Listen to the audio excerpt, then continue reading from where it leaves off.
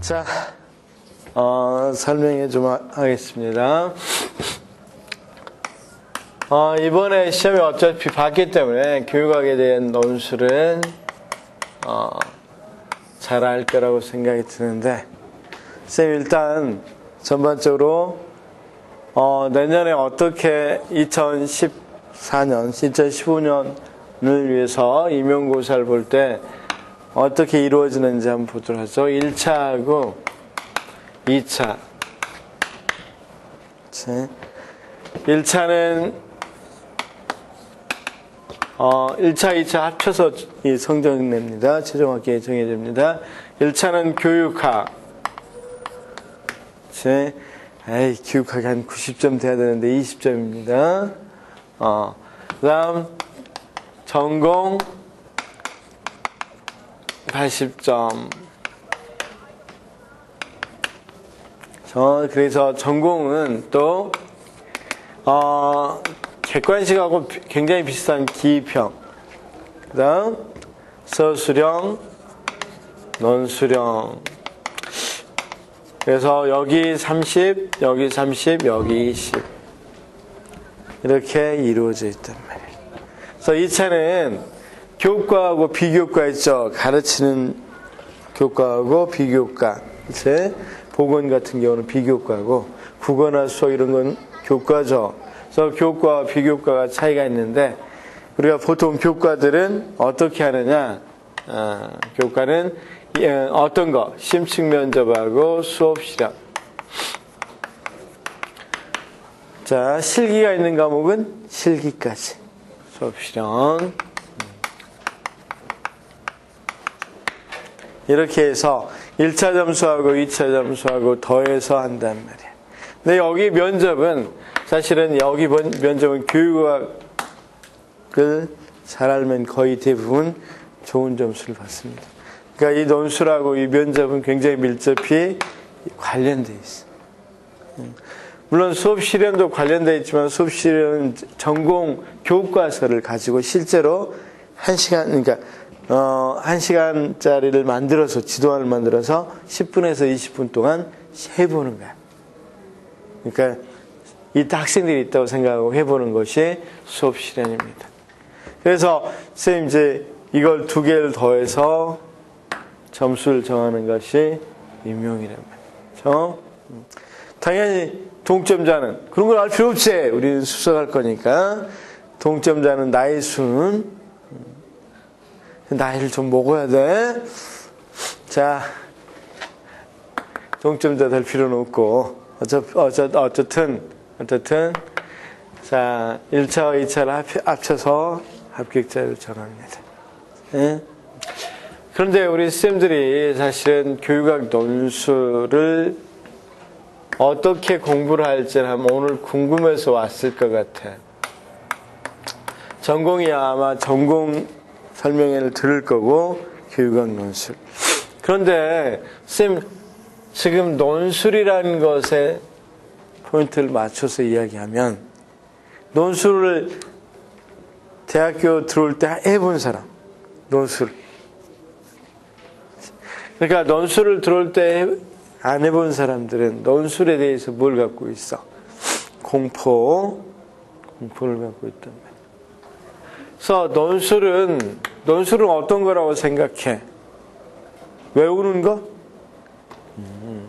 논술은, 그럼 외우는 게 아니면 어떤 것이 논술이야? 논술은 뭐 하는 거야? 자, 우리 쌤에게 논술이란? 라디오스타에서 물어보잖아. 자, 우리 쌤에게 논술이란? 역시. 글로 표현하는 거. 자, 그런데 논술을 잘 알더라도 실제로 논술을 암기하는 거라고 생각해. 암기하는 거. 근데 논술은 암기하는 게 아니에요. 제가 쌤 한번 예를 들어볼게. 써봅시다. 봐봐. 쌤 교실 붕괴에 대해서 써라고 돼 있어. 왕따, 집단 따돌림에 대해서 쓰라고 그랬어. 학생들 자살 일들 많이 썼죠. 그쵸? 대구에서도 자살한 게 가장 크게 보도됐었죠. 자살 같은 게 있었어. 이런 문제를 쓰라는 문제가 나왔다고 그래봐. 원인이나 대책에 대해서 써라. 그럼 쌤 서론은 어떻게 쓸 거예요? 자, 봐. 서론부터 쌤 또 예쁘게 한번 써보겠습니다. 서론. 인간주의 심리학자 로저스는 유사 이래로 지금의 교육이 가장 큰 위기에 봉착해 있다고 한다. 이러한 지적은 우리나라에도 적용돼서 교권의 하락 현상인 교실 붕괴 현상이 나타나고 있다. 이하에서는 이에 대한 원인과 대책에 대해서 알아보도록 하겠다. 자, 여기 따돌림 나왔어. 따돌림. 집단 따돌림. 자, 한번 써보겠습니다. 서론. 인간주의 심리학자 로저스는 유사 이래로 지금의 교육이 가장 큰 위기에 봉착해 있다고 한다. 이러한 지적은 우리나라에도 적용돼서 이전에 없었던 온라인, 오프라인에 뭐가 집단 따돌림 현상이 나타나고 있다. 그쵸? 특히 오프라인에 있어서 온라인은 없었죠. 그쵸? 온라인까지 퍼져 있는 집단 따돌림 현상이 나타나고 있다. 이거 쓸까요? 학생 자살? 써도 괜찮겠지? 인간주의 심리학자 로저스는 유사 이래로 지금의 교육이 됐죠? 그러면 쌤 이런 것들이 사실은 원인 대책까지도 사실 틀리겠어? 똑같겠어? 똑같아. 그러니까 쉽게 말해서 이게 다 똑같은데 쌤들은 이걸 다르다고 생각하고 외우려고 하니까 뭐가 된단 말이야? 논술이 겁나 힘들죠. 우리나라 교육의 문제점의 원인과 대책은 어떤 원인이든 문제점은 원인이 다 똑같아. 그치? 이를테면 물질 만능주의 풍토, 집단 따돌림의 원인일 수 있고 교실, 그쵸? 또는 이기적인 풍토, 이기적인 거, 남 배려 못하는 거, 그쵸? 그 다음 입시유지의 교육은 어때? 입시주의 교육은 이런 것의 모든 것의 원인이 되죠. 그래서 쌤 논술을 생각할 때 이제 생각을 좀 바꿔봐. 논술이라는 것은 특히 이제 교직이나 교육학 논술이라는 건 뭐가 있어? 답이 이렇게 있어. 답이 있고 문제가 약간씩 다른 방면, 그러니까 문제가 약간씩 틀린 걸 물어볼 뿐이지. 우리나라 교육의 문제점의 원인이나 대책은 다를 리가 있겠어, 없겠어? 거의 똑같단 말이에요. 그럼 쌤, 이 말만 들어도 일단 왠지 안심이 되지 않아? 아, 이거 별거 아니네. 이런 생각 들지 않아? 별거일 것 같아? 좋아. 우리 쌤들이 다시 한번 생각을 해봐. 어쨌든 이런 것에 있어서 논술을 할 때 우리가 논술 문제가 나오면 이런 걸 전부 다 따로따로 답이 있다고 생각을 하면 그걸 다 외우려고 하니까 얼마나 시간이 걸리겠어. 그런데 쌤 잘 보면 신문에서 사설을 쓰는 사람들은 되게 잘 쓰지. 그 사람들은 뭐가 있냐면 틀이 있어. 우리나라 문제점 나오면 여기 똑같이. 우리나라 문제점 나오면 이런 부분에서 쓰자. 이런 틀이 있단 말이야. 이런 답이 있어. 문제만 다를 뿐이야. 자, 그러면 이제 여기까지가 논술이 뭔지 알겠지? 논술의 지금까지 생각을 바꿔. 논술은 문제가 있고 그 문제에 대한 하나하나 답이 있는 게 아니야. 자, 그러면 이제 교육학 논술을 이야기 한번 해볼게요. 교육학 논술하고 교직 논술은 유초등이고 교육학 논술은 중등입니다. 우리 선생님들 다 중등이죠? 교직은 말 그대로 교사가 직무를 수행할 때 일어나는 많은 문제를, 부딪히는 문제를 원인과 대책을, 해결책을 찾아가는 것이 교직 논술이라면, 교육학 논술은 그게 아니라, 그렇지, 학이 들어가니까 학문이야, 학문. 학문. 자, 그래서 교육 학문에 대한 논술이란 말이야. 이게 무슨 소리냐? 잘 한번 들어봅시다. 자, 한번 생각을 해봐. 잘 생각을 해봐. 지금 교육학 논술하고 교직 논술의 차이를 조금 이따 정확히 이야기하겠지만 한번 이야기를 해보도록 하죠. 여기는 교육에 대한 학문이고 여기는 그냥 교사가 직무를 수행하는 거란 말이야. 근데 여러분 알다시피 학문은 뭐가 있어? 이론이 있어, 이론. 그런데 교직은 굳이 교무를 할 때는 이론이 없다는 차이가 있어.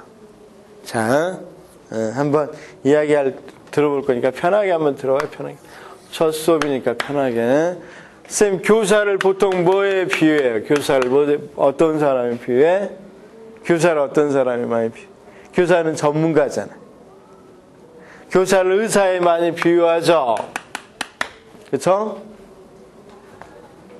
처음 들어봐? 그럼 학생은 무엇에 비유해? 환자에 비유를 하죠. 왜냐면 이런 조직을, 그래서 학교를 봉사조직이라고 하는 이유가, 병원이나 학교를, 환자도 스스로 병을 나갈 수 없죠. 학생들도 스스로, 자기가 스스로 올바르게 잘 클 수 없단 말이야. 그러니까 전문가인 누구에게 유탁하는 거야? 의사에게 유탁하듯이 학생은 교사에게 유탁한단 말이야. 그치?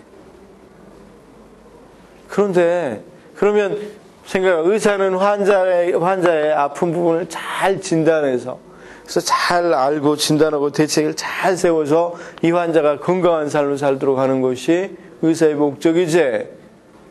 그렇죠? 근데 의사보다 또 훌륭한 사람이 있을 수 있겠지. 누구? 무당. 무당. 왜 훌륭해? 무당은 작두까지 타. 의사는 작두 탄 거 봤어, 못 봤어? 요즘 여러분, 어떤 프로입니까? 사위가 나오고, 사위 나온 프로그램. 백년손님, 안 보죠? 잘했어. 됐어. 거기 의사 나오던데, 그 의사 작두 못 한단 말이야. 그런데 작두까지 탄 무당에게는 왜 우리가 자격증을 안 주고 환자를 돈 버는데 불법이라고 그럴까? 자, 의사는 굉장히 과학적인데 무당은 과학적이 아니야. 완전히 비과학적인 거지. 그치? 비과학적인 방법으로 환자를 고치려고 그러죠. 무조건 뭐 쓰래? 부적 쓰래. 그쵸? 그렇지 않으면 부달해. 그렇죠. 거기에 어깨에 앉아있죠, 지금. 이렇다, 이거 이야기한단 말이야. 섬찟하게. 어쩐지 어깨가 무겁네. 자, 그러면 됐어. 완전 비과학적이지. 그러니까 자격증 안 준단 말이야. 교사도 마찬가지 학생이야. 그럼 교사에게 자격증을 주는 이유는 뭘까? 그냥 과학적이지 않고 비과학적으로 가르치면 안 되겠지. 완전히 과학적인 방법을 통해서 학생을 잘 올바르게 성장하도록 도와주기 위해서, 누구나 가르치지 못하게 하기 위해서 교사에게도 자격증을 주는 거야. 자격증이 없는 사람은 못 가르치게 하는 거지. 치료도 마찬가지잖아. 무면허 치료는 크게 걸리죠. 의사 자격증 없으면 치료할 수 있어, 없어? 데일밴드 붙이는 거야. 그냥 붙일 수 있지. 근데 치료 못 하잖아. 시술을 못 하잖아. 마찬가지. 그만큼 교사는 학생을 가르칠 때 뭐가 필요하겠어? 그렇죠, 자격증. 그럼 어떻게 가르쳐야 돼? 과학적으로 가르쳐. 그럼 과학적 이론에 기반을 해서 가르쳐야 되겠지? 그렇죠? 그러면 쌤 봐봐. 우리가 배울 때, 우리 쌤들 배울 때 혹시 교육심리학 배웠어, 안 배웠어? 교육심리학 배웠겠죠? 안 배운 사람이 어디 있어? 당연히 의대 다니면서도 환자를 잘 알려면 많은 것들을 배우겠죠. 의학에 대해서 많은 걸 배우듯이 교육심리학은 특히 학생의 상태를 나타내는 학문이에요. 그러니까 상태를 어떻게 잘 상태를 알아야 진단을 잘 하잖아. 그러면 교사가 되게 교육 심리학을 배우는 이유는 뭘 찾으려고? 학생들을 잘 알려고, 이해를 잘 하려고. 그래서 보면 학생이 어떻게 학생의 발달은 어떻게 이루어지는지, 실제 어떤 것에서 어떻게 학습이 이루어지는지, 우리가 정보처리 이름 보면 어떻게 학습이 이루어지는지 나와 있죠. 그 다음, 어떻게 해서 동기가 일어나는지, 그치? 그 다음, 어떻게 해서 학생들은 이렇게 여러 가지 서로 개인차가 있을 수 있잖아. 차이가 있는지, 이런 것들을 배우면 봐봐. 자, 아까 무당이 그냥 무조건, 묘를 잘못 썼어, 옹교. 뭐 이런 것들 아는 거지. 그렇잖아. 집에 객사하는 사람이 있구만. 객사 안 하는 사람이 어디 있겠어, 그렇게 많은 조상 중에. 후대, 뭐 이렇지 안단 말이야. 그렇게 안 하려고 의사는 그런 걸 안 하죠. 그렇다면 봐. 교사도 그렇게 안 하려면 이렇게 배워야 된단 말이야. 그런데 봐. 발달이론에서는 이를테면 인지적 발달, 정의적 발달, 신체적 발달 이런 게 있단 말이야. 그런데 인지적 발달은 여러분 이제 피아제나 비고치키, 드디어 아는 사람 나왔다. 피아제나 비고치키는 사고가 어떻게 발달한지를 보였단 말이야. 과학적으로 이제 만들어놨어. 이론이라는 건 어때? 처음은 가설이었다가 많은 사람이 증명이 되면 이론이 되죠. 그런 이론들은 여러 실험을 통해서 냈기 때문에 굉장히 과학적인 방법이죠. 그래서 그러면 쌤, 봐봐.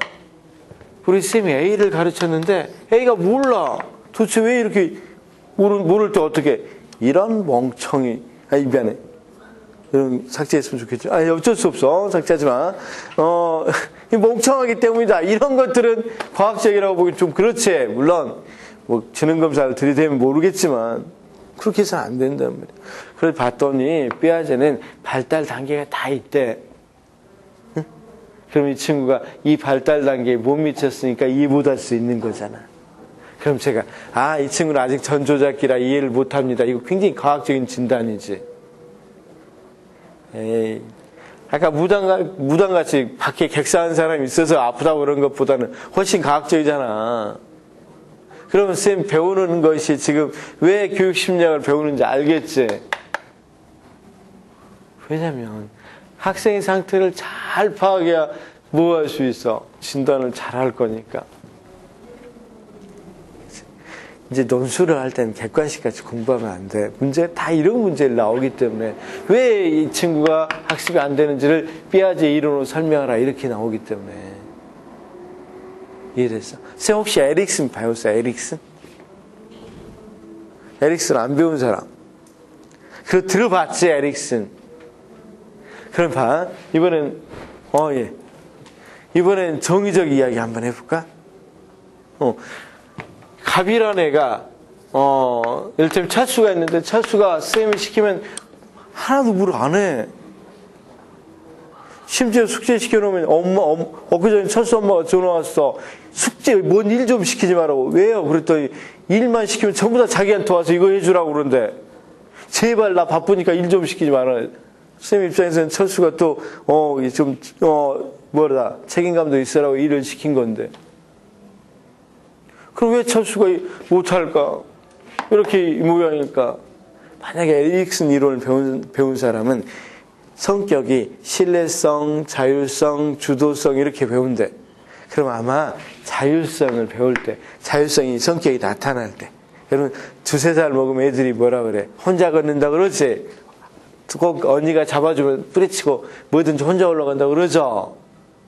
그럴 때 만약에 아팠을 때 엄마가 너무 과잉보호를 하게 되면 자율성이 싹트겠어 안 싹트겠어? 그럼 그 나중에도 힘들겠지. 그럼 만약에 우리가 교사라면 최소한 그냥 이 친구가 왜 그렇게 맨날 뭐한다 엄마에게 시킨가 할 때 원래 그래 이렇게는 안 하겠지. 에릭슨 이론에 의하면 2-3살 때 아마 자율성이 한참 커갈 때 뭔가 문제가 있었겠다. 그러면 이제 과학적으로 뭘 할 수 있겠어? 대책도 세울 수 있겠지. 그래서 그럴 목적으로 심리학을 배우는 거야. 심리학 배우는 목적을 이제 알았지. 그걸 잘 배우면 배울수록 굉장히 과학적으로 뭐 할 수 있겠어? 처방할 수 있겠죠? 여기까지는 이해했어? 그러면, 자, 통기적 측면에서 한번 이야기해 볼까? 민수가 이번에는 공부를 안 한대. 그런데 왜 공부를 안 할까? 왜 공부를 하려고 하지 않을까? 뭐 그렇게 머리도 아픈 것 같지도 않고 뭐 문제가 있는 것 같지 않은데 공부하기 싫을 때, 그쵸? 그럴 때는 여기 동기 이론을 갖고 생각을 해볼 수 있겠지? 선생님 혹시 동기 이론에서 배운 게 있어? 없어? 그러면 좋아. 이를테면 혹시 기대가치 이론이라는 걸 배웠어? 기대가치 이론은 왜 동기가 일어나냐? 기대하고 가치가 곱하기 돼서 기대가 높거나 가치가 높을 때 동기가 일어난대. 그치? 자, 우리 쌤이 왜 조인성이랑 사귈 생각을 안 해? 해봤어? 공지 나옵니다. 자, 그렇죠. 우리 쌤은 왜 요즘 아이유랑 사귈 생각을 안 해요? 자, 우리 쌤 둘 다 미안해. 대단히 미안해. 둘 다 어때? 아이유나 조인성의 가치는 엄청나지? 아니, 돈 엄청나게 벌어올 거 아니야? 그런데 왜 대시를 안 해? 왜 동기가 안 일어나? 대시할 동기가. 그렇지. 기대가 없지. 기대가 0에 가깝지. 곱하기 하면. 자, 곱하기 특성상 0에 가까운 걸 곱하기 하면 굉장히 낮아질 수밖에 없겠죠. 자, 우리 쌤 왜 옥동자에게는 도전 안 해? 우리 쌤은 미안해. 이영자 씨도 알면 어떡하지? 제일 싫어하는 연예인 누가? 제일 또 혹시 좀 오남이? 그래. 오남이 씨한테 되게 미안한데 왜 대시를 안 해? 아마 우리 쌤이 손가락만 만져요. 말이 그렇고 만약 그런 형이 있다면 아마 손가락만 움직이면 따라올 거야. 그러겠지? 그렇다 그래. 그렇다 그래? 그럼 기대는 굉장히 높지만 뭐가 낮아? 그렇지. 그치? 그러면 만약 기대가치 이론에서 뭐가 그렇지. 이를테면 애가 공부 안 한다면 분명히 이 과제가 너무 없어서 너무 어려워서 기대감이 떨어지면 하겠어 안 하겠어? 안 하겠지. 만약에 이제 진단을 해보는 거야. 민수가 공부를 쭉 했다 안 하네? 그럼 왜 할까? 그럴 때 선생님들은 기대가치 이론을 배웠다면 혹시 지금 내는 문제가 어렵지 않을까?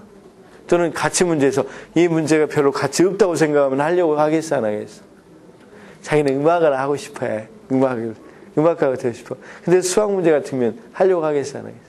안 하겠지. 그래서 만약에 교사가 뭐 한다면 그치, 교사가 된다면 학생은 잘 이해해야 진단할 수 있겠지. 그래서 그런 걸 이해를 하려고 뭘 배워? 교육 심리학을 배운단 말이야.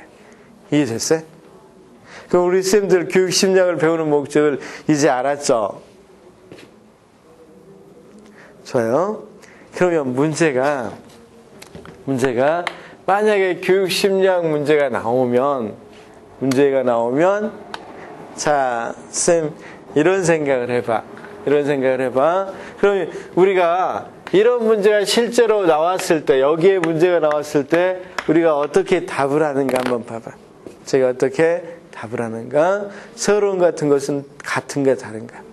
이런 것들은 쌤 묶어서 서론 결론은 다 같고 본론은 이론이 있으니까 약간씩 차이가 있습니다. 그 독특한 삐아자 비고치기 이론이 좀 다르죠. 그러니까 진단의 원인들도 거의 비슷하지만 말이 달라. 말도 다르고 조금씩은 다르죠.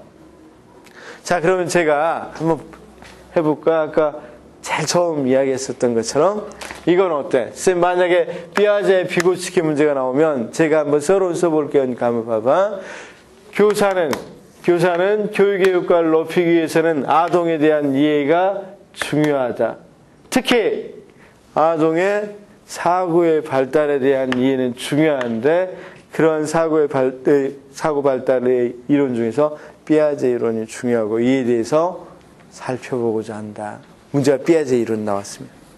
자, 그러면 이제 여기서 나왔어, 쌤. 에릭슨이 나왔어. 다시 한번 해볼까요? 자, 그러면 서론은 어떻게 쓰면 돼? 교사가 교육을, 그러니까 수업의, 그러니까 교육의 효과를 높이기 위해서는 아동에 대한 이해가 중요한데. 그래서 아동의 무엇에 대한 정의적 발달에 대한 이해가 굉장히 중요하고 에릭슨의 인성이론은 그 중에서 대표적인 이론으로 볼 수 있다. 이하에서는 이에 대해서 자세히 살펴보도록 하겠다. 어때? 동기로? 기대가치로? 자, 다시 한번 할게요. 자, 교사는 교육의 효과를, 교수의 효과를 높이기 위해서는 아동에 대한 이해가 중요하고 아동의 이해 중에서 특히 최근에는 뭐든지 붙이면 돼. 동기에 대한 이해가 중요하다. 그 중에서 기대가치 이론이 최근 부각되고 있는데 이런 이론에 입각해서 이 문제를 분석해 보고자 한다. 어때? 다 똑같지. 그러니까 쌤 이런 것들을 만약에 교육 심리학이 나온다 그러면 쌤 서론 쓰는 것은 몇 분 만에 쓰겠어? 뭐야 이렇게 외웠으니까 뭐 30초 만에 쓰는 거지. 그런데 희한하게 쌤들은 이런 전체적인 맥락에서 공부를 안 해보면 이게 이제 이렇게 가르치면 쌤 그렇다 그래서 다 나중에 똑같이 다 쓰면 어떡해요? 천만에 왔으면 다 똑같이 다 안 씁니다. 자기 나름대로 이제 여기다가 포인트를 넣어서 조금씩 바꿔놓습니다. 근데 맥락은 같지만 근데 특히 우리는 지금 여기 보면 서론하고 결론은 답을 쌤 뭐가 없어. 배점이 없어. 그러니까 서론 결론이 들어가 있으면 뭐 얘기 주겠다. 점수는 주겠다는 말이야. 그럼 서론 본론 결론 중에 서론 결론 배점이 없고 점수를 주겠다 그러면 이건 빨리 쓰고 뭐 했어야 되겠어. 바로 끝내버려요. 이건 이제 논증력 문제라 그래서 그러니까 전반적으로 얼마나 논리적으로 썼느냐. 그런데 논리적으로 쓴데 서론 본론 결론을 갖추는 게 중요하죠. 그런데 쓰이기 때문에 그런데 쓰이는 5점 중에 하나이기 때문에 서론 결론은 잘만 써져 있기만 하면 돼. 근데 이거 서론 쓴다고 30분 쓴단 말이야. 스님들 보면 지금 서론 쓰라 그러면 30분 쓰겠죠. 그럼 본론 써야지. 본론이 중요한데 본론은 어떡해. 그래서 이런 것들을 보면 쌤 서론 본론 결론 이런 것들을 딱 해서 봤을 때는 어떤 거다?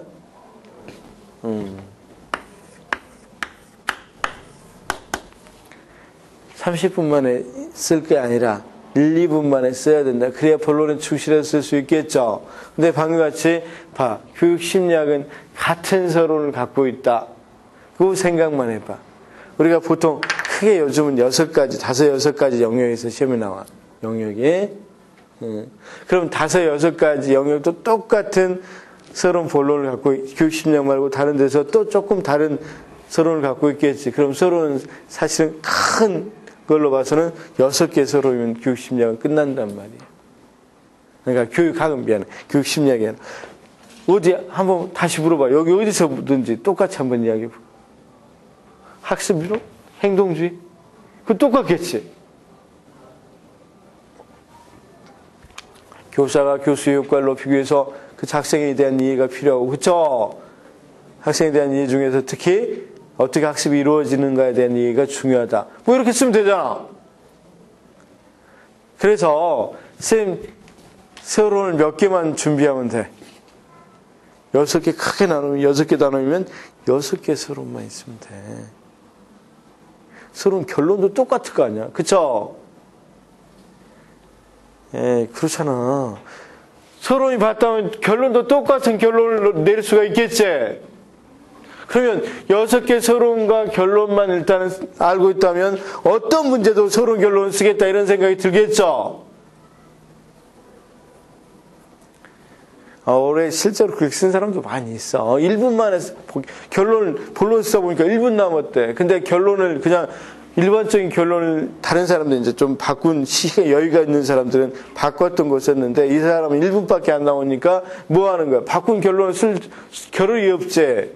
그냥 그랬더니 저는 결론을 이렇게 내렸거든 항상. 자, 교사는 자기가 개인 연수를 통해서나 동료와 경험을 공유해가면서 자기 역량을 높이고, 그렇죠? 무엇에 대한 역량을 높이면 돼? 학생에 대한 이해 역량을 높이면 되겠지. 교육 심리학을 공부하면 좀 직접적이니까 이런 것에 관련된 서적을 읽고 개인 연수하고 그런 또 동료 교사와 경험 공유하는 게 중요하잖아. 두 번째는 교육지원청은 그치? 학생에 대한 이해를 잘 할 수 있도록 여러 가지 다양한 모형을 개발 보급하고 그러니까 이해하고 가르칠 수 있는 개발 보급하고 다양한 자료를 제공한다. 이렇게 쓰라고 그랬어. 그다음 교육당국은 지속적인 행정적, 재정적 지원을 해주면 좋겠다. 이런 식으로 쓰면 된다. 근데 그 사람은 딱 보니까 1분밖에 안 나온 거야. 근데 서론, 본론, 결론에서 결론을 안 쓰면 논증력 문제에서 5점짜리인데 2, 3점 날아갈 거 아니야.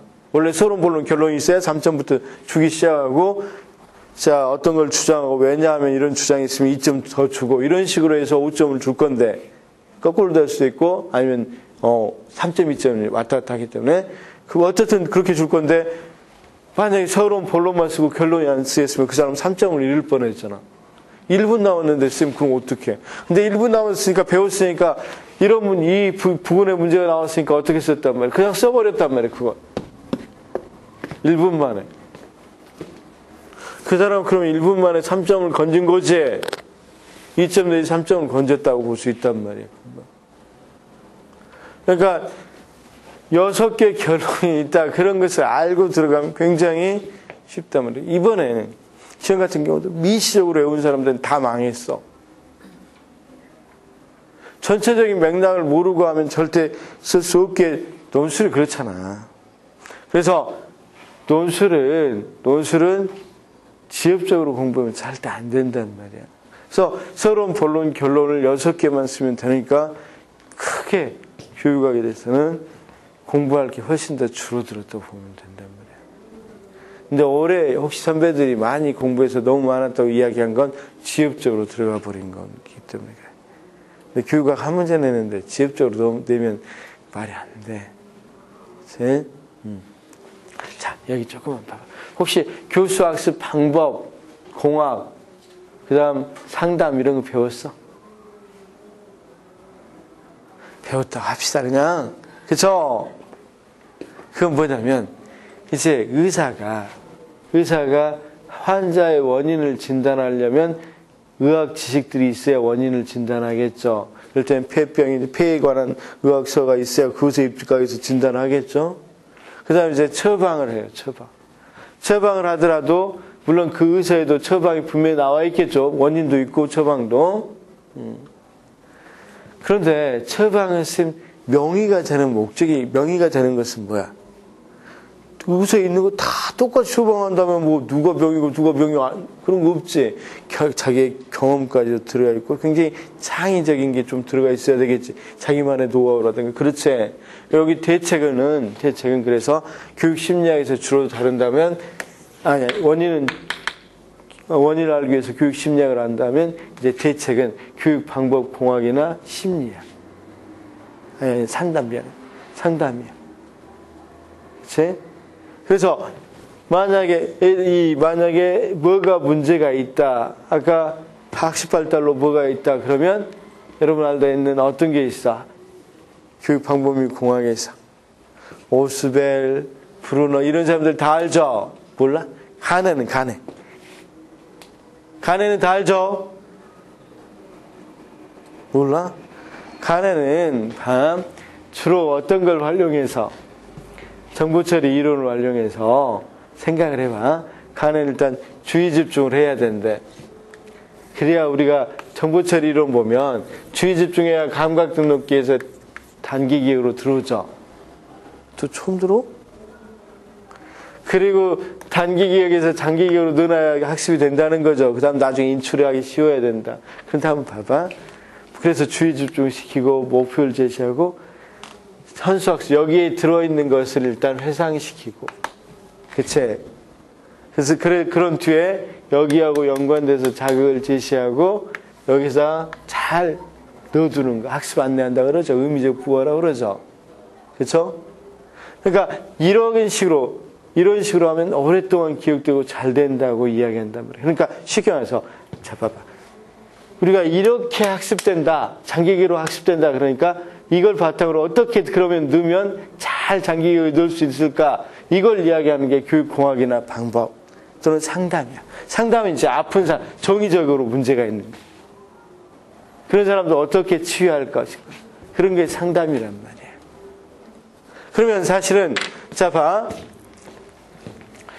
우리가 의사가 환자를 진단하고 처방한다고 그랬죠. 교사가 그러면 환자를 진단하고 처방할 때, 진단할 때 주로 사용한 게 교육심리학이라면, 이제 처방할 때, 교육심리학은, 교육 방법이 공학은 전부 다 뭐 하는가? 수업 이론들이지. 그럴 때 어떻게 수업하고 어떻게 수업하고. 그쵸? 그래서, 또는 상담이고, 그런 것들로 이렇게 쭉 이루어져 있단 말이야. 그러니까, 좋아요, 쌤. 그럼 크게 보면 6개 영역으로 이루어졌어요. 6개 영역. 크게 보면 6개 영역인데, 이 영역도 줄여보면 서너 개로 또 줄어들 수 있단 말이야. 그래서, 자, 6개 영역을 잘만 뭐 하면 되겠어? 공부를 하면 된단 말이야. 그럴 때 쌤 봐. 그러면 공부를 할 때 방금 같이 교육심리학을 지금까지 배웠는데 우리 쌤들이 교육심리학이 이런 거구나 방금 생각했지. 그냥 우리 쌤도 무조건 교육심리학 나오면 피아제, 비고치기 이런 식으로 외우기만 했지. 왜 외워야 되는지 생각해봤어 안 했어? 어디에 쓰이는지 생각해봤어 안 했어? 안 했잖아. 근데 논술은 그런 식으로만 학습이 이루어지면 금방 이해하기 쉽고 학습할 분량도 훨씬 더 적어진단 말이에요. 그래서 그런 목적으로 자꾸 이번에 이렇게 임용을 바꾼 사람들은 뭐 하면 이번에 논술로 바꿔지면 줄어든다 이렇게 자꾸 광고하는데 누구는 수험생들은 뭐야 왜 이렇게 많아 이래 논술을 다 외우는 거라고 생각하니까 하나하나 나오면 다 외우려고 하니까 그게 되겠어 안 되겠어? 굉장히 많아지겠죠? 그래서 그런 거야. 그러면 쌤, 그러면 어떻게 교육학을 공부할지를 생각해 봅시다. 자, 쌤, 그러면 교육학은 어떻게 공부하면 좋겠어? 지금 논술이라는 게 뭔지 알았고, 위에 교사가 교육학 논술을 할 때 어떻게 하는지를 알았단 말이야. 그쵸? 그럼 교육학 논술을 할 때, 교육학 공부할 때는 당연히 어떤 식으로 해야 되겠어? 전체적인 맥락을 아는 식으로 해야 된단 말이야. 그치? 자, 그러면 여러분, 이런 매핑을 한번 그려봅시다. 우리가 방금 이야기한 교육심리학 이해됐으니까, 교육심리학은 어떻게 되어 있어? 방금 이야기만 들어도 금방 알겠지? 아동은 어떤 상태를 파악하기 위한 거니까, 어떤 상태? 발달 상태, 학습 상태, 그 다음 동기 상태, 개인차 상태. 그치? 이런 걸 알아보는 학문이다. 그 다음 발달 상태에서는 어떤 것이다? 피아제하고 비고치키다. 그치? 그럼 피아제를 공부할 때도 만약에 그러니까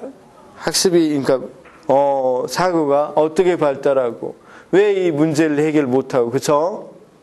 그래서 발달상 봤을 때 피아제 입장에서는 어떤 입장에서 사고가 발달이 안 됐기 때문이다. 이런 식으로 나오겠죠. 그쵸? 그래서 자, 피아제 비고치키 학습 이론에서는 행동주의 미안해. 피아제 비고치키 바로 가면 안 되지. 인지적 발달, 정의적 발달 이렇게 나와야 되겠죠. 인지적 발달, 정의적 발달 이런 식으로 그다음 여기는 행동주의, 사회인지론, 인지주의, 구성주의 이런 식으로 학습이 이루어지면 그러니까 전체 교육심리학이 뭘로 되어 있는지를 머릿속에 딱 담아놓고 시작을 하면 뭐 하는 거야? 훨씬 머릿속에서 안 잊어먹는단 말이야. 그렇죠? 그래서 머릿속에서 다 남기 때문에 머릿속에 다 남기 때문에 문제로 나왔을 때 훨씬 잘 풀 수가 있어. 자, 그래서 교육심리학뿐만 아니라 6개의 부분을 이런 식으로 딱 정리하면 어떻게 될까? 쌤들이 굳이 암기를 안 해도 이게 뭔지를 금방 알 수가 있단 말이에요. 굳이 암기를 안 해도. 물론 이 과정에서 쌤들이 아주 쉽다 이건 아니야. 조금은 공부를 해야 되겠죠. 연습을 부지런히 해야 되는 부분이 분명히 있단 말이에요. 그래서 일단은 공부를 할 때는 이런 매핑을 해가면서 전체적인 시각에서 6개의 단원만 잘 보면 교육학 문제는 일단 교육을 공부하는 데는 어려움이 없단 말이에요. 이론을 공부할 때는 어려움이 없어. 단 교직 논술은 쌤 서너 개의 패턴만 알면 금방 이해할 수 있는데 교육학 논술은 조금 이론이 많다 보니까 쌤 이런 거 있지. 이론이 많다 보니까 인지이론에서는 삐아제 이론, 비고츠키 이론은 외워야 되겠지. 그러니까 외우보다는 이해를 해야 되겠지. 그래서 이해하는 패턴이 조금 많아져. 그래서 다 하면 한 160개 정도의 패턴 또는 60, 70개 패턴 정도는 알아야 된다는 거지. 그래야 뭐 할 수 있어? 이걸 잘 쓸 수가 있단 말이야. 그러니까 크게 보면 6개 패턴이야. 교육심리학, 교육방법 및 공학. 근데 나중에 쌤 보시면 이것도 결국은 3개나 4개로 또 줄어든단 말이야. 그러면 어떤 문제가 나와도 쓸 수가 있는 거지. 학교에서 일어난 문제, 우리가 문제를 무엇으로 해결한다고? 아까 자 봅시다. 우리가 일상에서 일어난 문제, 아픈 것 이런 것들을 해결할 때 의사들은 어때? 그걸 과학적으로 치료한다고 그랬죠. 그런데 무당은 비과학적으로 하니까 자격증도 안 준다고 그랬죠. 그러면 교사는 학교에서 일어나는 문제, 병원에서 일어나는 문제가 아니라 학교에서 일어나는 문제들을 어떻게 해야 돼? 과학적으로 해결해야 되는 거지. 문제 해결해야 되겠죠. 그러면 학교에서 일어나는 문제점들을 해결할 수 있는 학문들을 우리가 교육학이라는 걸로 배우게 된단 말이야. 근데 그런 것을 몇 개 정도 영역에서 배우면 된다? 6개 영역 정도에서 충분히 배우면 된다는 거야. 여기까지 이해가 됐어? 그래서 쌤들 처음 할 때 조금 어려운 부분이 이런 부분이야. 이런 것들이 왜 배워야 되는지를 알고 적용할 수 있으면 참 적용할 수만 있으면 금방 올라올 수 있단 말이야. 그 다음. 자, 쌤 이런 교육학 논술에서 교육학은 그래서 6개를 매핑을 해서 꼭 배워야 되는 거고. 그치? 방금, 자, 그런데 6개 패턴인데 이런 6개 패턴을 크게 보면 서론과 결론이 뭐라고? 같다. 그 다음에 실제 글쓰기는 어떻게 하는 거냐. 제가 그건 만약 수업할 때마다, 그러니까 특강으로 따로 이야기를 해줄 건데, 쌤, 제일 이제, 쌤 사실 알았어. 왜 서론을 제가 예를 그렇게 이야기했냐면, 첫 글자 쓰는 게 굉장히 어려워. 제도 수업을 해보면 논술을 할 때 제일 문제가 뭐냐면 첫 글자 쓰는 거야. 처음 쓰는 거. 처음 한 줄 쓰는 거.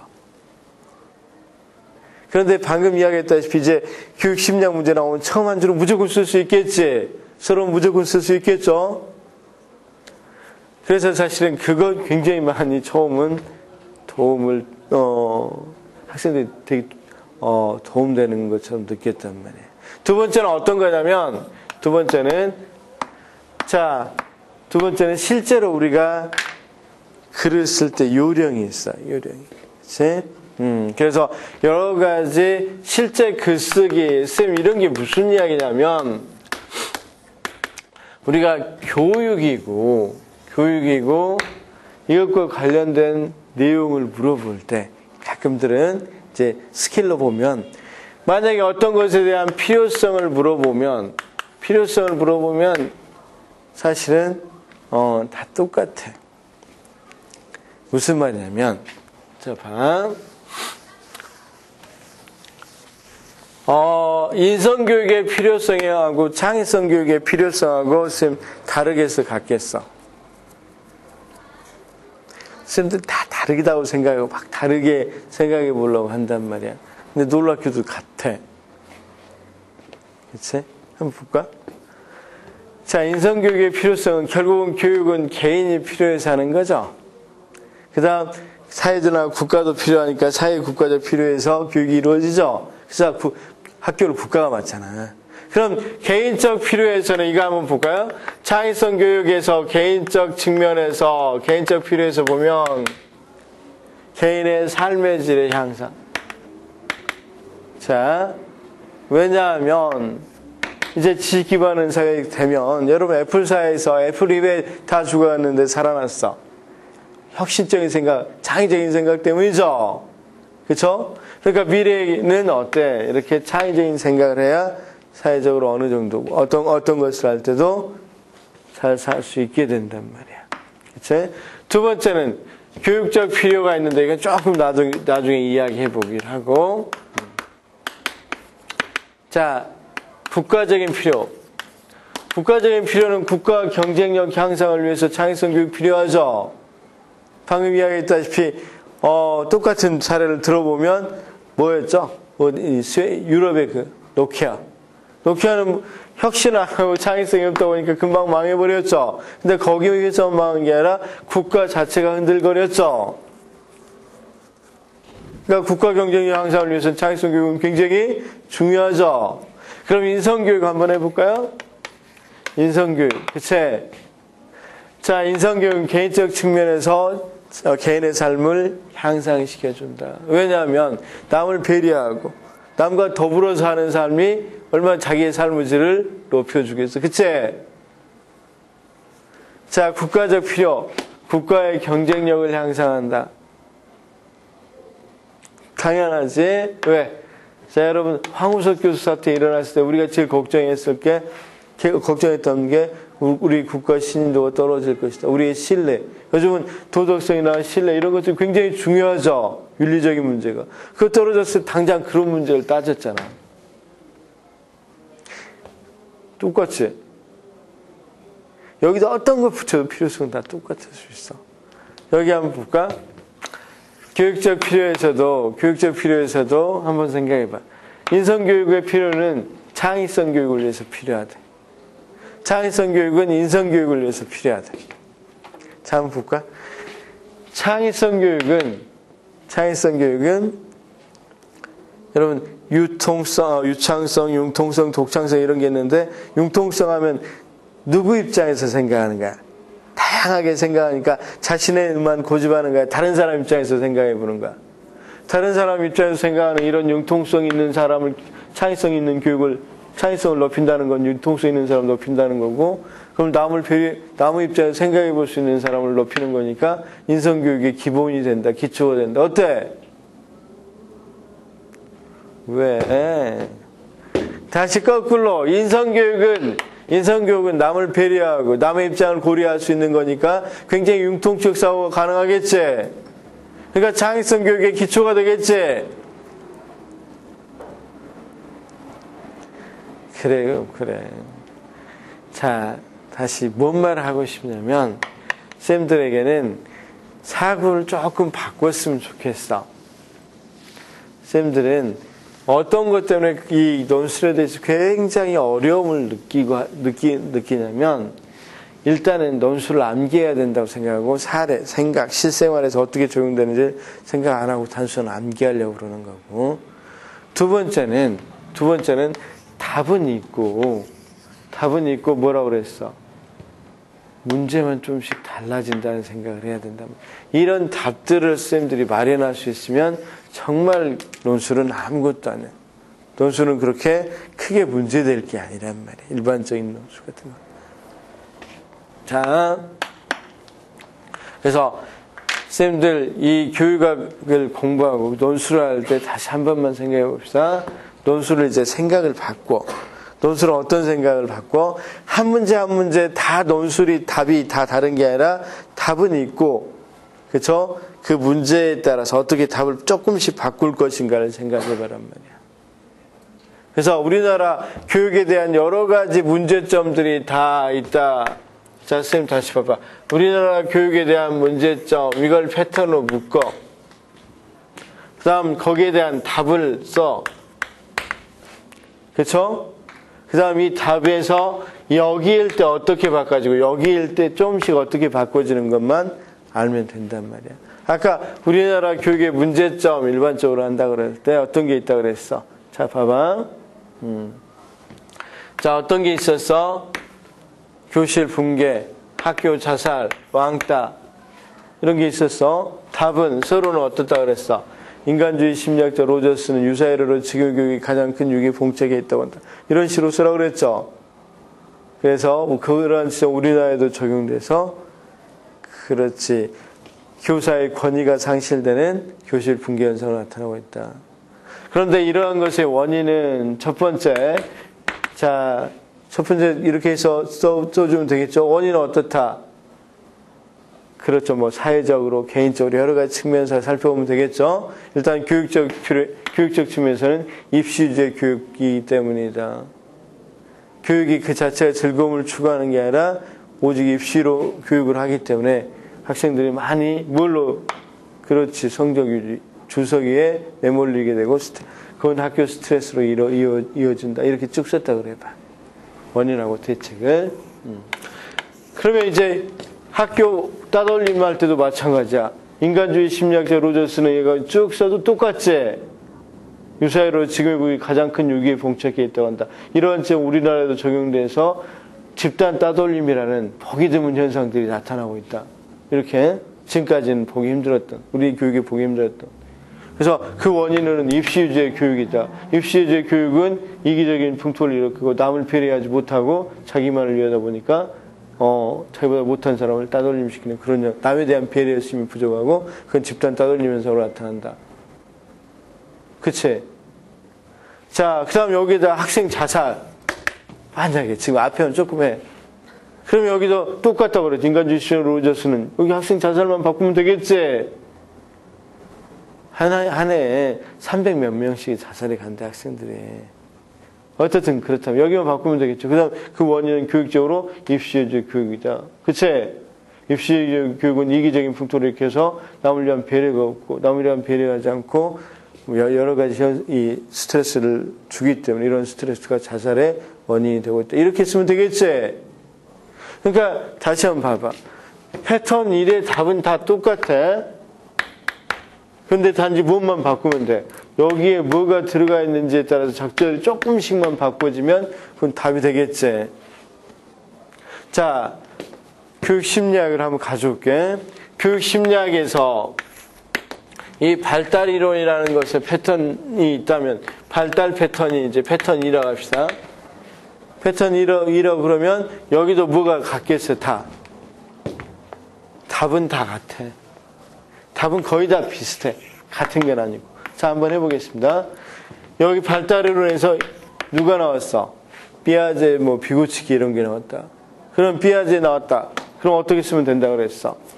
교사는 교수의 효과를 높이기 위해서는 학생에 대한 이해가 필요하고 학생에 대한 이해가 필요하기 위해서는 무엇보다 학생의 사후 발달에 대한 이해가 필요하고 그중 대표적인 게 피아제 이론이고 이에 대해서 살펴보겠다. 분석하겠다. 이과에서 분석해보겠다. 그렇죠? 그래서 이제 여기서 분석을 한다 그래봐. 그 다음 비고치키가 나왔다 하더라도 자 인지 발달에 자 교사와 교수 역할을 높이기 위해서는 사고 발달에 대한 이야기가 필요하고 그 발달 대표적인 게 비고치키고 거기에 대해 이과에서 살펴보겠다. 그렇죠? 그래서 이제 자기가 배웠던 것들을 가지고 여기서 뭐 하면 돼? 분석하면 되겠죠. 그런데 같은 인지 발달이니까 사실 약간씩은 공통점과 차이점이 있는데 그런 공통점과 차이점을 알고 여기에서 대안으로 써놨던 것이 있으면 피아제 것 대안이 있다면 비고치키에서는 여기서 몇 가지만 또 바꾸면 되겠죠. 비고치키나 피아제는 어떤 자료를 주는 건 마찬가지야. 비고치키는 말만 근접 발달형이요. 그래서 지금 현재적인 것보다 조금 어려운 내용을 주는 거죠. 피아제도 인지 부조화된 자료를 주라고 그래. 나중에 배우면 다 합니다. 왜냐하면 조절을 하면 한 단계씩 올라가니까. 근데 같은 이야기 들리잖아. 근데 말만 조금씩 다른 거잖아. 물론 어떤 부분의 처방식이 조금씩 완전히 다른 게 있어. 그런 것만 체크하고 놔두면 지금 정확히 또 정확히 일치하고 결론까지 거의 결론은 교육심리학 결론이 똑같다고 그랬으니까. 그 다음 패턴 3에서 자, 이렇게 학습비로 이렇게 해서 해놔도 여기에서 훨씬 뭐 할 수 있냐면 이런 식으로 해서 답을 구성해 놓고 해버리면 훨씬 더 뭐 할 수 있겠어. 답들 간의 차이도 명확히 알 수 있는 거고, 그쵸? 이걸 쓰는데도 전혀 문제가 없단 말이야. 왜? 이 원인은 행동주의에서는 강화나 펄로 주로 원인을 찾을 거고, 인지주의는 인지 구조의 변화로 찾을 거니까. 그래서 선생님들 이런 교직에서부터 시작해서 패턴으로 한 25개 정도, 30개 정도만 묶여진단 말이야. 그 묶여진 거에서 자, 선생님 그럼 다시 봐봐. 답을 보고 뭘 찾으면 돼. 이제 이 문제가 나오면 어떤 식으로 바꾸는 것만 하면 된단 말이야. 거기에다가 피하제, 비고치기 비교하라. 그럼 원답에다가 비고치기 하나씩만 집어넣으면 되겠지. 공통점하고 차이점에서 비교하면 그렇게 하면 된단 말이야. 그래서 패턴을 25개에서 30, 그렇게 많지도 않다 이 말이야. 왜? 6개 영역이고 전체적으로 쭉 이렇게 아우를 수 있기 때문에 그런 부분만 잘 해가면 어떤 문제가 나와도 쌤 대처할 수 있겠어 없겠어? 이렇게 배워야 돼. 이번에 잘못 배운 사람들 이걸 다 옛날식 객관식으로 했던 사람 다 외웠단 말이야. 이런 거 하나하나 외우는데 이게 다 어떤 문제이고 이런 식의 문제니까 적용할 수가 없단 말이야. 원래 혹시 블룸의 지휘적 분종평 배웠어요? 지식, 이해, 적용, 분석, 종합, 평가. 원래 지식은 단순하게 회상하는 거, 이해는 그냥 알고 설명하는 거, 적용은 실제로 이렇게 이론을 넣어보는 거, 분석은 하나하나 원인을 찾아보는 거, 종합은 서로 이제 전체적인 분석했던 것을, 요소로 나왔던 것을 통합시켜서 하나의 새로운 생각들을 만들어내는 거. 그쵸? 그 다음, 평가는 이제 이 기준에 따라, 하나의 기준에 따라서 평가를 해보는 거란 말이야. 그런데 논술은 이쪽 문제를 낸다고 그랬어. 그러면 당연히 어떻게 해야 되겠어? 원인을 진단해라. 원인 대책형 나왔을 때 원인을, 아까 왜 동기 없냐 이런 원인 진단 문제는 분석력이고 대책을 물어보면 종합력이란 말이야. 거의 대부분은. 그러니까 여기에 맞춰서 이런 식으로 거의 다 만들어 놓으면 이렇게 분석력, 종합력을 요구하는 문제인데 암기력 해서 되겠어? 그 사례를 보면서 정확하게 분석을 해야 되겠죠. 그래서 종합적으로 써줘야 되는데 그렇게 암기해서 크게 낭패를 봤단 말이야. 그래서 그렇게 접근하는 건 아니란 말이에요. 자, 됐어. 그러면 일찍부터 우리 선생님들이 뭐 하면 되냐면, 자, 실제로 우리 선생님들한테 조금 도움될 수 있는 것은, 자, 선생님 전공이 중요합니다. 그렇죠? 근데 교육학을 빨리 잡아놓지 않으면 전공이 어때? 나중에 중요한 것을 나중에 해야 되는데, 먼저 하면, 물론 전공도 어느 정도 해야 되는데, 교육학을 안 해놓으면 나중에 하려고 그러면 정작 중요한 순간에 점수 비중이 별로 없는 교육학을 하게 된단 말이야. 그래서 한 5월 달까지는 교육학에 대해서 어느 정도 5대5로, 전공 5, 교육학 5로 하고, 6월 달부터 이제 점점 줄여가야 된단 말이야. 4대 6대4, 그 다음 7대3 이렇게 줄여서 시험 볼 때는 8대2로 해야 되겠죠.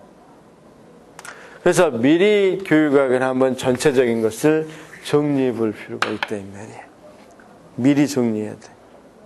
그렇죠? 그 다음 두 번째는 쌤, 이런 말 해. 많은 사람들이 학원 수강해야 됩니까? 돈도 비싸고, 그쵸? 너무 직설적이나? 그런데 저는 오래 할 필요 없는데 한 번 정도는 전체적인 공부하는 맥락, 전체적인 것은 들어볼 필요가 있다고 생각을 해. 한 번 정도. 다 너무 많으니까 쌤들 다 뭐 여유가 있는 건 아니니까 그럴 필요는 없고 전체적인 맥락에 관계된 것들은 하는 방식 같은 경우는 한 번쯤은 봐둘 필요가 있어. 공부하는 방식이나 또는 쓰는 요령이나 이런 것들은.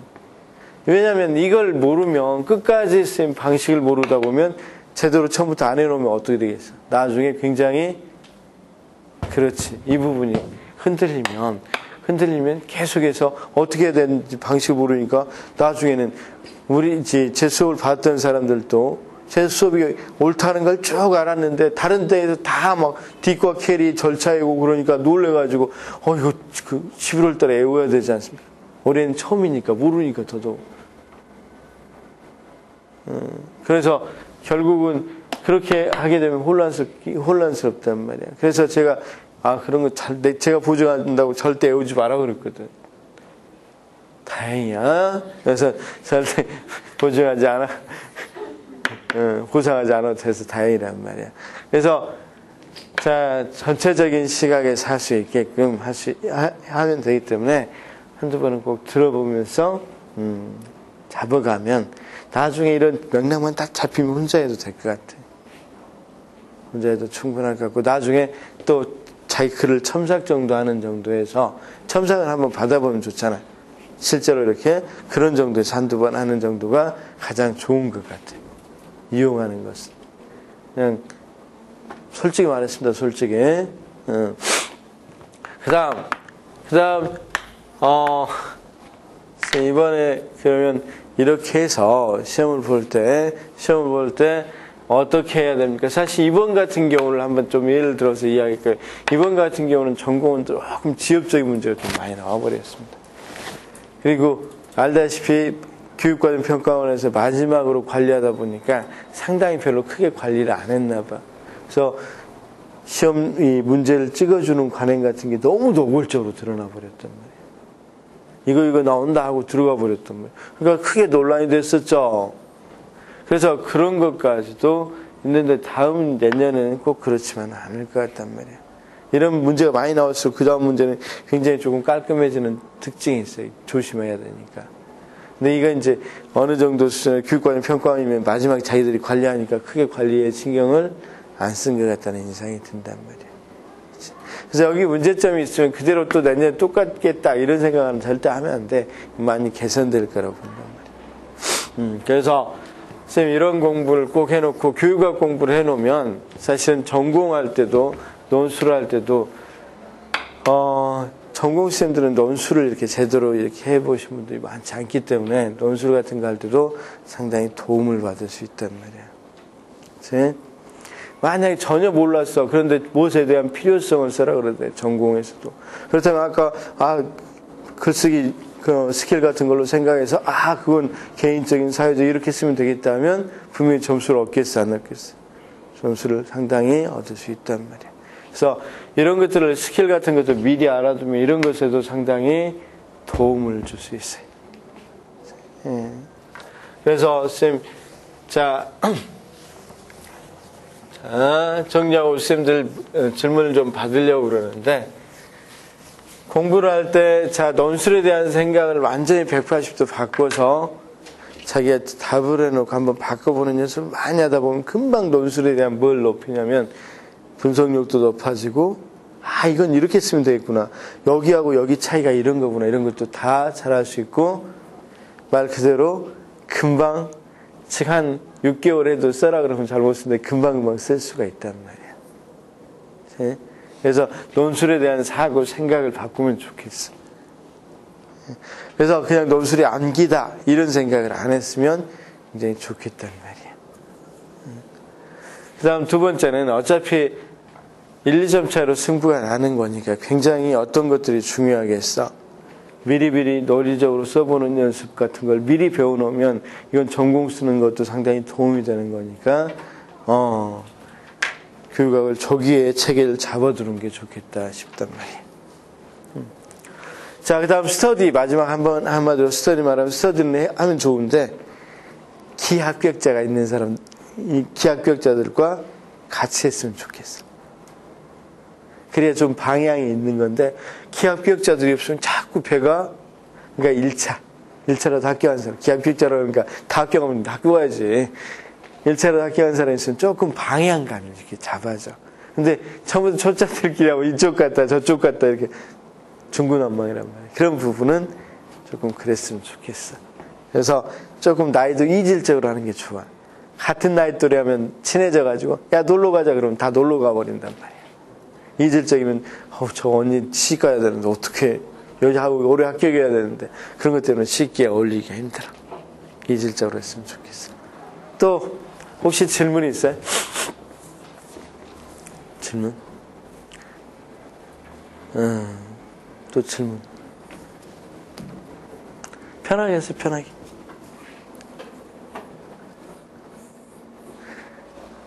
그래서 올해는 조금 곤란을 겪었던 게 사실은 많은 선생님들이 그냥 암기해라, 막판까지 계속 암기해라, 콜부 암기해라, 뒷과 캐리 암기해라, 뭐 이렇게 해서 계속 물어보는 게, 선생님들이 계속 물어보는 게 뭐였냐면 암기해야 되는지 계속 물어봤었단 말이에요.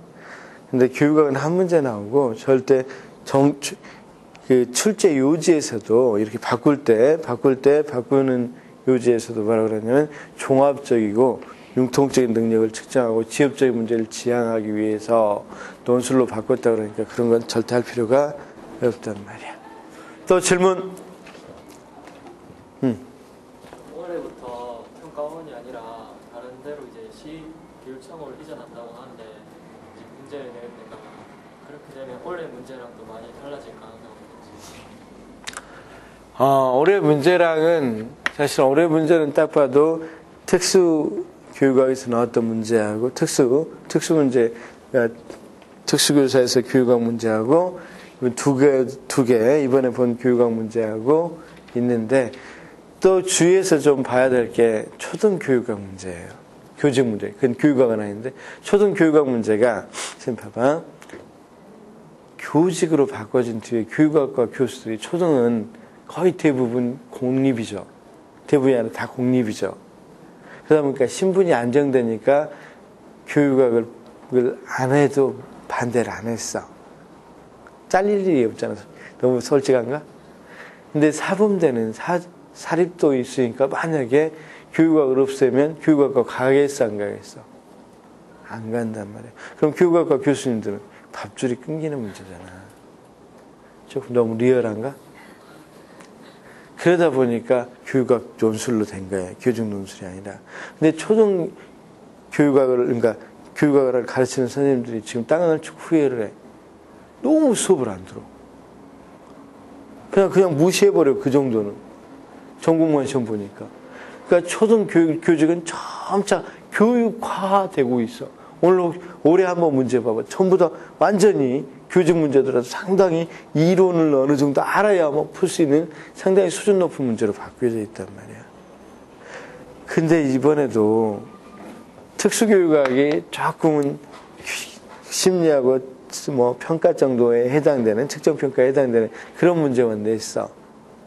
그래서 약간 좀 더 이론적인 거, 완전히 이론적인 거. 그랬더니 사실은 특수교육학의 75%가 꽈락이었어. 경기도는 75% 꽈락에서 제채점이었습니다. 그래서 이번 시험은 조금 약간은 느낌상 꽈락을 좀 방지하기 위해서 넓게 한번 범위를 정해있고, 지금 알기 아주 쉬운 거, 잠재적 교육과의 문화실적 이런 쉬운 걸로 문제를 낸 것 같아. 그런데 쌤들 봐. 이분들은 살아가는 게 조금 더 절실하지. 초등하고 좀 다르겠지. 그러니까 점차 분명히 이번에도 변별력은 줄 거야. 지금 시험 잘 봤다고 생각하는 사람들도 사실은 조금 점수가 굉장히 낮게 나올 거란 말이야. 그럼 변별력을 주기 위해서.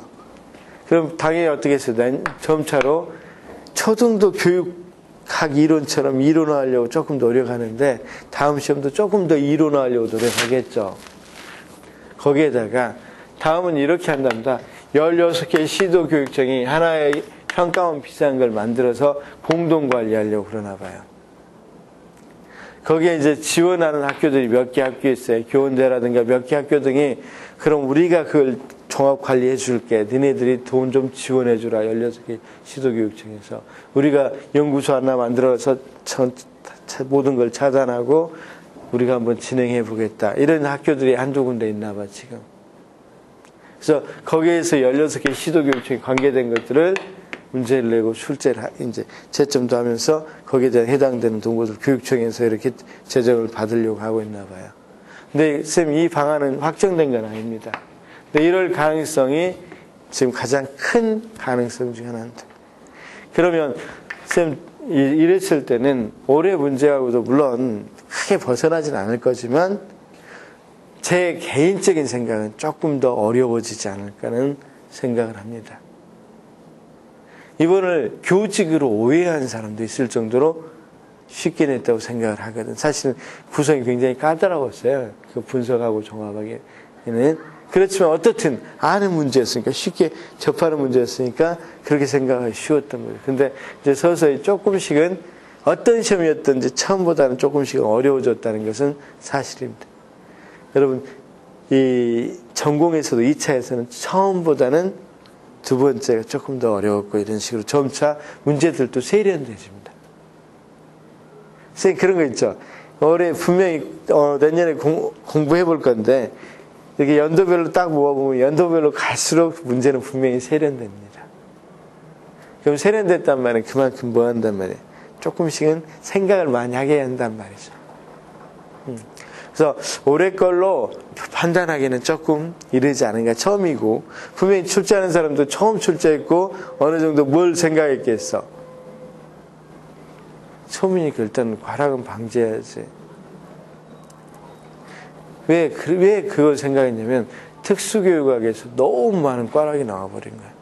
75% 무슨 몇 명이 과락 나온 거야. 100명이 봤는데 75명이 과락이야. 그래서 50%인가로 조정을 했어요. 50%인가로.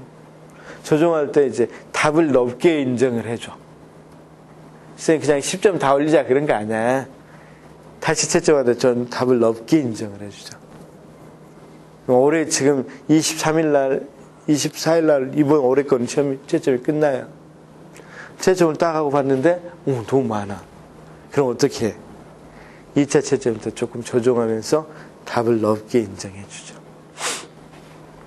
그래서 제 생각은 딜감은 조금 점차는 조금씩은 그렇다고 해서 너무 급하게 어려워지지 않고 조금씩은 어려워질 것 같습니다. 그래서 제일 좋은 방법은 제가 이야기했던 것처럼 이렇게 하면 되지 않을까 싶어.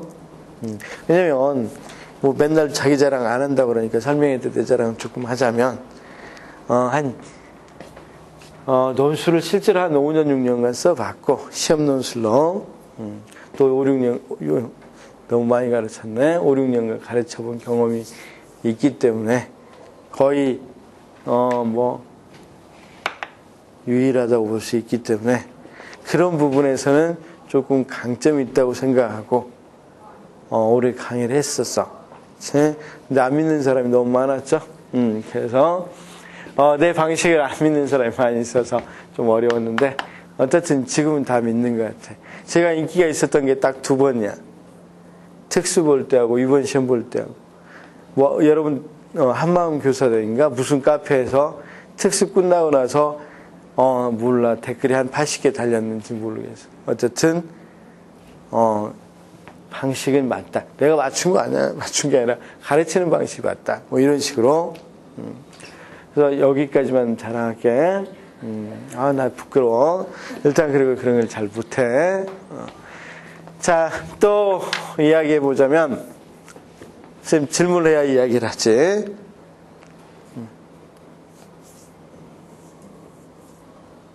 그래. 그리고 쌤도 어떻게 이 설명에 지금 전부 다 내년에 시험 보죠. 내년에 시험 보니까 교육학을 봐봐. 올해 같은 경우는 한번 교훈을 삼아서 이야기해 보면 올해 교육학은 막판까지 선생님들을 굉장히 괴롭혔습니다. 왜냐하면 다른 선생님들이 뒷과 캐리 나온다, 콜브 나온다, 뭐 이런 절차 나온다 그러니까 이걸 다 외워야 되니까 전공을 어떻게 해. 그래서 끝까지 6시간 교육학을 했대요. 6시간. 그러니까 그 시험 보고 나오는데 얼마나 허망하겠어요. 6시간은 전공을 못하고 6시간이나 이렇게 했는데. 왜냐하면 막판까지 모르니까 무조건 외워야 된다고 그러니까 그걸 다 외우려고 하니까. 근데 이제 선생님들은 그런지 잘못은 하지 않아도 되겠잖아. 예?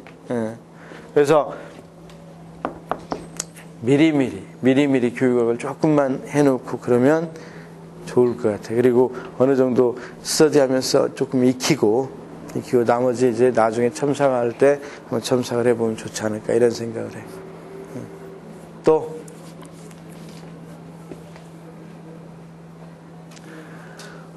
쌤, 어디 또 이런 것은 절대 현혹되면 안 돼. 누가 찍었냐죠. 어떻게 찍겠어, 논술을.